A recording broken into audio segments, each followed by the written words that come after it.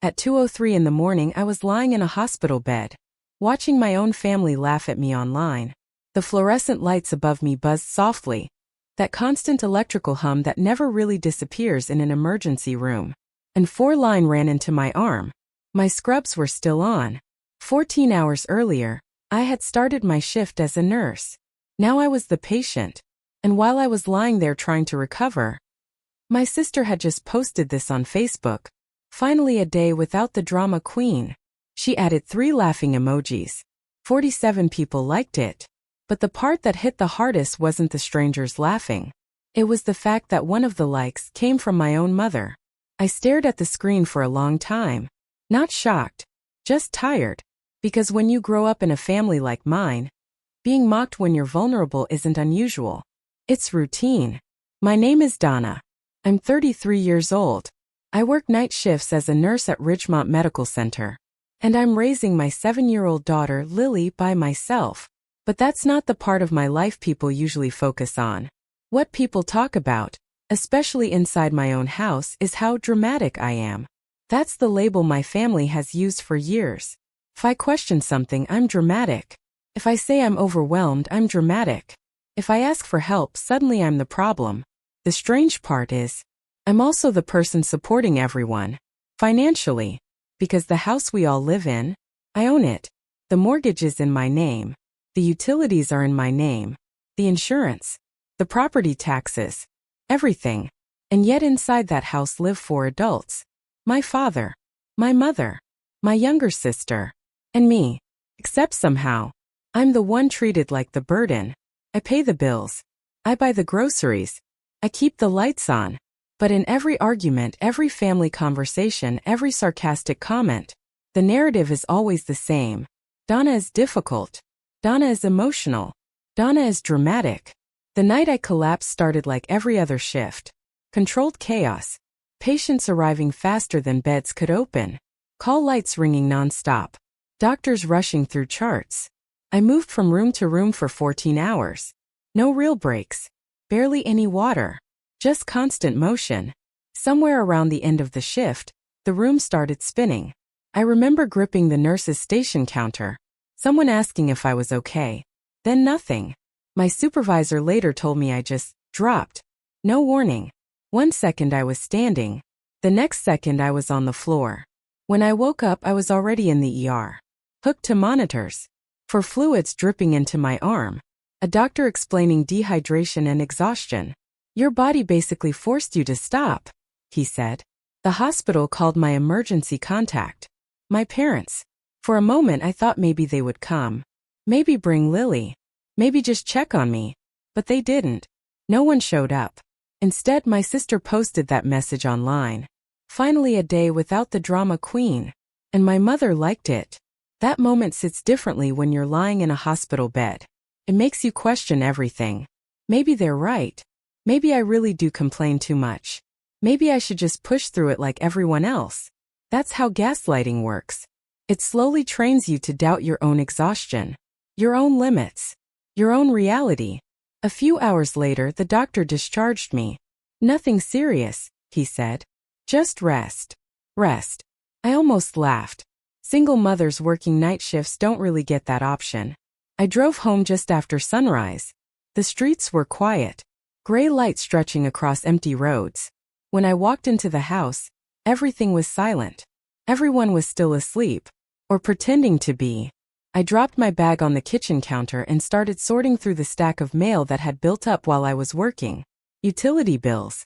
Advertisements. Coupons. Then I saw something that didn't belong. A thick envelope. Official looking. Stamped with the county courthouse seal. But it wasn't addressed to me. It was addressed to my father. That stopped me for a moment. Because legally, this house belongs to me. Everything connected to the property usually arrives in my name. Taxes. Documents. Notices. So why was the courthouse sending something to him? I picked up the envelope and turned it over in my hands. For a second I thought about opening it. But I didn't. Instead, I set it down on the counter next to my coffee mug. And even though I couldn't explain why, something about it made my stomach tighten. At the time, I thought the worst thing happening in my life was that Facebook post. being mocked while I was lying in a hospital bed. It felt humiliating, cruel. But the truth was, that post was the smallest betrayal happening in my house. Because while I was working night shifts to support everyone, while I was collapsing from exhaustion, my family was quietly doing something behind my back. Something much worse. And the courthouse envelope sitting on my kitchen counter? That was the first clue.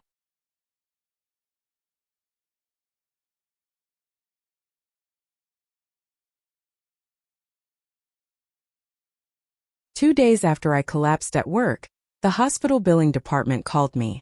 It wasn't an alarming call. At least not at first. The woman on the phone sounded calm, professional, the way billing representatives usually do when they're asking routine questions. "Donna," she said gently, "because of the ER visit, we just recommend patients double-check their insurance and credit information.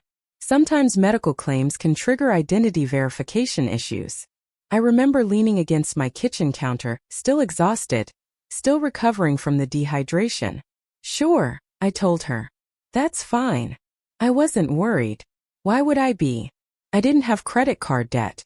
I paid my bills on time. I had always been careful with money. When you're the only person supporting an entire household, you don't really have the option to be careless.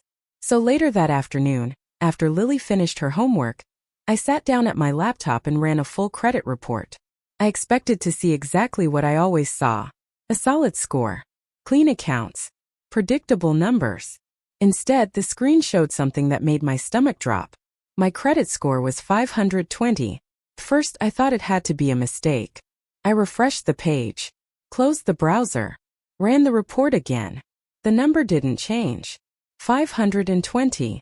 That's the kind of score people get when they've missed payments, defaulted on loans, or maxed out credit cards. But I didn't have any of that. At least I didn't think I did. Then I started scrolling through the report. And that's when I saw them. 3 credit cards. 3 accounts I had never opened. The first one carried a balance of $22,000. The second showed $14,500. The third had $10,500 charged to it. I sat there staring at the numbers, trying to add them up in my head. $47,000. $47,000 in debt. All opened within the last 3 years. My entire financial life had been quietly destroyed. And I hadn't even known it. For a few minutes I just sat there frozen.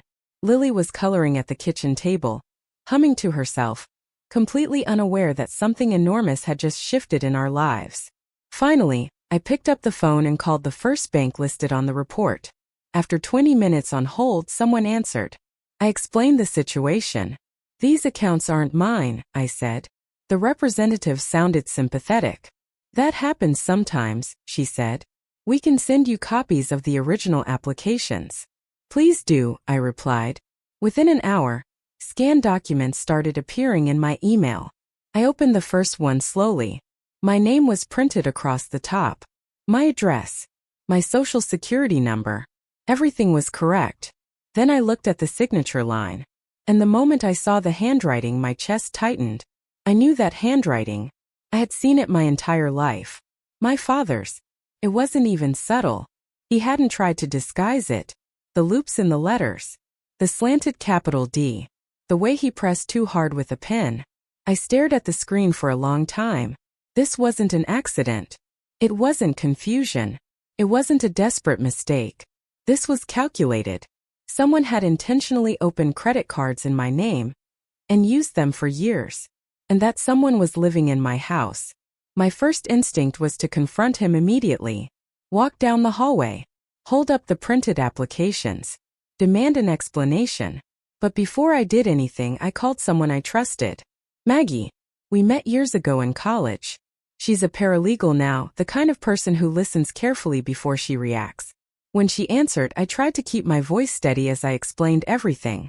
The credit report. The debt. The applications. The handwriting. There was a long pause on the other end of the phone. Then Maggie said something that stopped me cold. "Don't confront him." I frowned. "Why not?" "Because if he's already willing to do this," she said quietly, "there might be something bigger happening." That thought hadn't even crossed my mind. Something bigger? But Maggie wasn't finished. "Donna," she continued, I want you to check something else. What? Run a credit report for Lily. For a moment I thought she was joking. My daughter is 7, I said. I know, Maggie replied. Just check. My hands felt heavy as I opened a new report search. I entered Lily's information. Her name. Her social security number.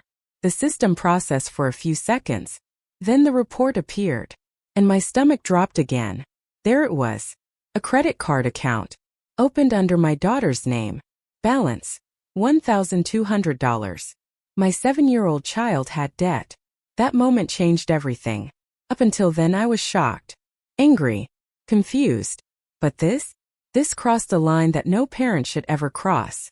Someone had stolen my identity. But worse than that, they had stolen my daughter's future. I hung up with Maggie and walked straight to the hallway closet. Inside was a small lockbox where I kept important documents. Birth certificates. Social security cards. Insurance paperwork. I unlocked it and opened the lid. Immediately I knew something was wrong. The folders had been shifted. Papers were out of order. And when I checked the envelope labeled personal documents, 2 things were missing. My social security card and my birth certificate. I stood there in the hallway holding the empty envelope. For years my father had lived in my house. He had access to everything. Every room. Every drawer. Every document. And suddenly the last 3 years started making terrible sense. That night, after Lily went to bed, I sat at the kitchen table again. This time with a notebook. I started writing down everything. The accounts. The balances. The application dates. The handwriting. The missing documents. And then my eyes drifted to the kitchen counter. To the one thing I still hadn't touched. The courthouse envelope addressed to my father. It was still sitting exactly where I had left it. Unopened. Waiting. And now for the first time I had a terrible feeling about what might be inside it. Because if my father had already stolen $47,000 in my name, then the question wasn't just what he had done. The real question was, what was he planning to do next?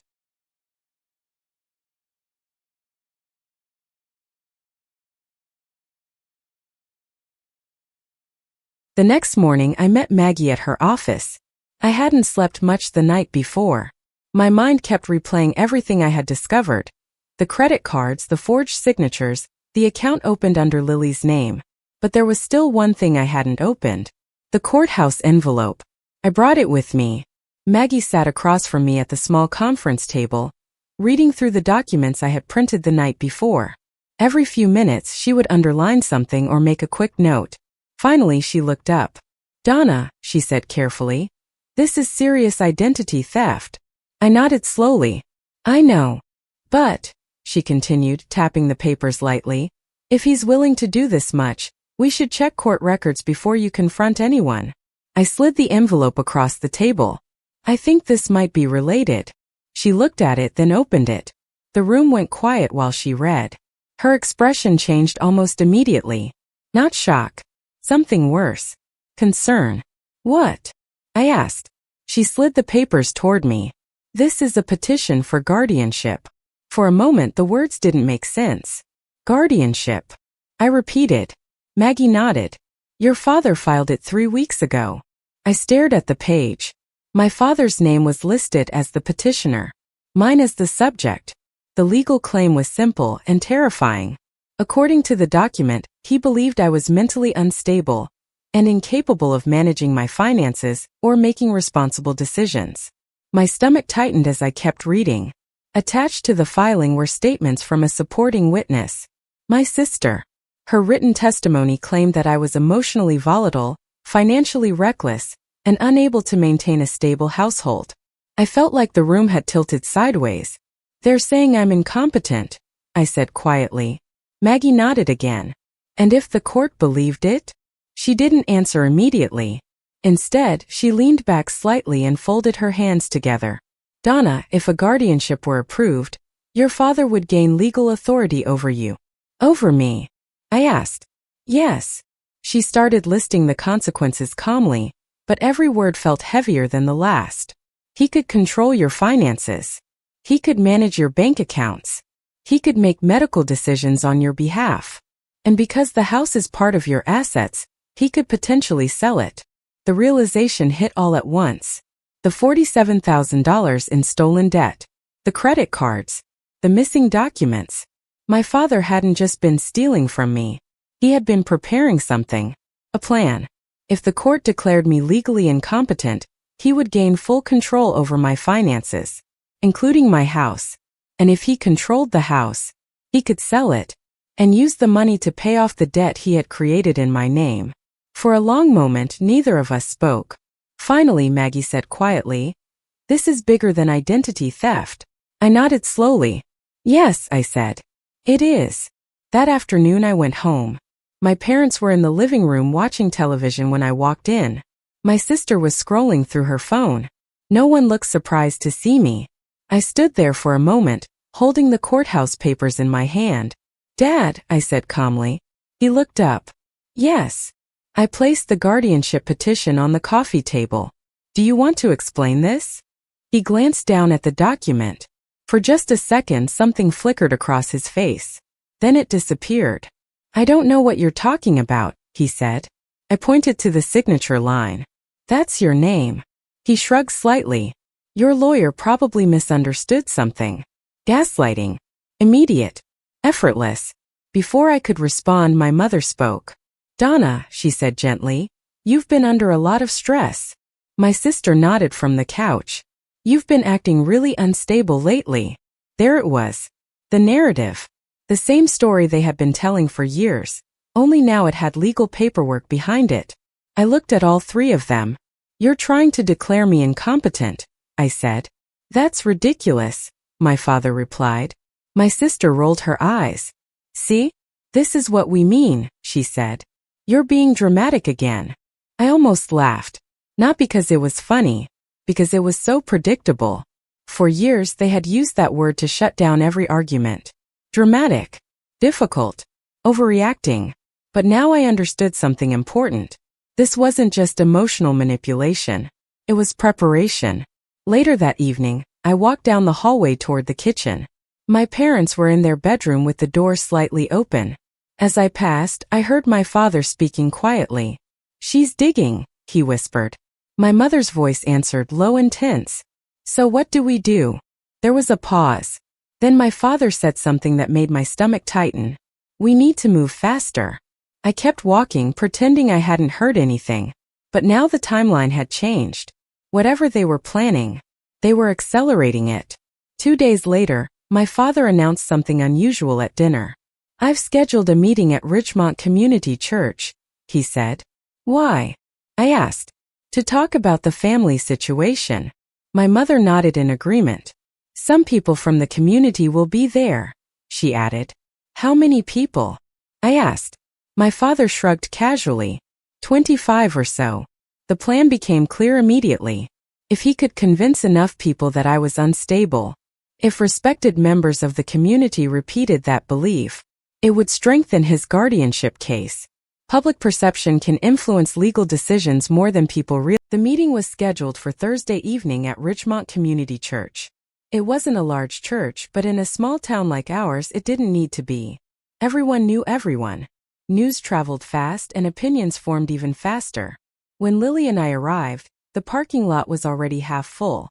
I could see familiar faces through the church windows, neighbors, members of the congregation, people who had known my family for years. About 25 people had gathered, exactly the number my father had mentioned. I held Lily's hand as we walked inside. She looked up at me with quiet curiosity. "Mom, why are we here?" she asked softly. "Just a meeting," I told her. "We won't stay long." Inside the church hall, folding chairs had been arranged in neat rows. People were sitting quietly, talking in low voices. When my father saw me walk in, he gave a small, satisfied nod. The kind of nod someone gives when they believe things are going exactly according to plan. My mother sat beside him, hands folded neatly in her lap. My sister was scrolling through her phone, occasionally glancing up at the room. No one looked surprised that I had shown up. In fact, it almost seemed like they expected it. My father stepped forward once most of the seats were filled. He cleared his throat, then rested his hands on the small wooden table at the front of the room. "Thank you all for coming," he began. His voice sounded calm, measured, almost gentle. The same voice he used whenever he wanted people to trust him. "As many of you know," he continued, "our family has been dealing with a difficult situation." He paused, letting the words hang in the air. "My daughter Donna has been struggling recently." A few people in the room shifted in their seats. I noticed sympathetic expressions on several faces. Of course they believed him. He was framing the story carefully. "As her parents," he said, "we're only trying to help her. Sometimes when someone is under too much stress, they lose perspective." My sister nodded from her chair. "She's been very unstable lately," she added quietly. There it was. The narrative. Presented calmly. Repeated confidently. And for a moment it worked. I could see people glancing at me with concern. Not anger. Not judgment. Just the polite discomfort of people who believe they're witnessing a family crisis. My father continued speaking. "We've taken some legal steps to make sure Donna gets the support she needs," he said. Someone in the audience asked gently, "What kind of steps?" My father sighed, as if the answer pained him. "We've filed for guardianship," he explained. "Just temporarily. Until she's able to stabilize." A low murmur moved through the room. Some people nodded slowly. Others looked toward me with cautious sympathy. The momentum was shifting in his favor. Exactly the way he had planned. For a moment I stayed seated. I let the silence stretch. Then I stood up. The room grew quiet. I walked slowly to the front of the room and placed a thick folder on the table. "Before anyone decides what's happening here," I said calmly, "I think you should see a few things." My father's smile faded slightly. I opened the folder. The first document I pulled out was a property deed. I held it up so everyone could see. "This," I said clearly, "is the deed to my house." I paused long enough for people to read the name printed across the page. My name is the only one on it. A few heads turned toward my father. He didn't say anything. I placed the document on the table and pulled out the next papers. "These are my credit reports." I laid them out in front of the room. "They show $47,000 in credit card debt opened under my name." Now the murmurs grew louder. I picked up another set of papers. "These," I continued, "are the credit card applications." I held them up long enough for the signatures to be visible. "The handwriting belongs to my father." The room fell silent. My father shifted uncomfortably. My mother's hands tightened in her lap. But I wasn't finished. Next, I placed another document on the table. "This is my official identity theft report filed with the Federal Trade Commission." Then another. "And this is the police report." A few people gasped quietly. Then I picked up the final document. "This credit report," I said slowly, "belongs to my daughter." I rested my hand gently on Lily's shoulder. "She's 7 years old." I turned the page so everyone could see the number. A credit card was opened in her name. For a moment no one spoke. Then someone whispered, "Oh my God." The room had changed. Completely. The sympathy that had been directed at my father was now turning into shock, confusion, disbelief. Finally, I placed the last document on the table. The guardianship petition. "This," I said quietly, "is the legal request my father filed to have me declared mentally incompetent." I looked around the room. "Once that happened," I continued, "he would gain control over my finances and my house." Understanding spread across the room like a wave. People were putting the pieces together. The debt, the identity theft, the guardianship filing, the plan. My father had been preparing to take legal control of my life and my home. I reached into the folder one last time and removed 3 envelopes. I set them on the table. "These are eviction notices," I said. My voice stayed calm. 30 days. I slid the envelopes toward my father. "One for you." Then toward my mother. "One for you." And finally toward my sister. "And one for you." The room was completely silent. My father looked down at the envelopes. Then he looked up at me. For the first time all evening he looked uncertain. "Where are we supposed to go?" he asked. I didn't answer. Instead I took Lily's hand. And together we walked out of the church, leaving the truth behind us.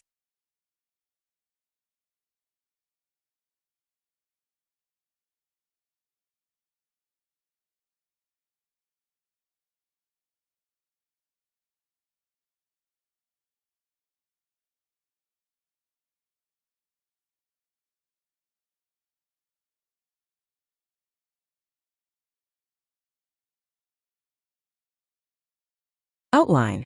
Part 5, Consequences. Justice plus freedom.